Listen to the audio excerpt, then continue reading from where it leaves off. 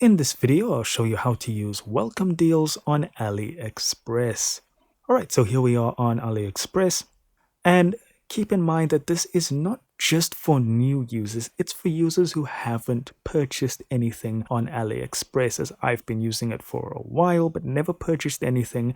And if I click on this banner over here, then you'll see welcome deal, and I can select any of these welcome deals, and you'll see they are discounted quite heavily.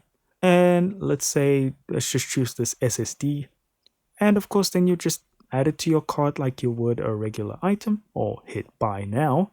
So I'll just use buy now, and then you need to choose your options. Whichever one you choose here will change the price, so do keep that in mind. And then hit continue, and then you'll be brought to checkout, and all you need to do is add a payment method.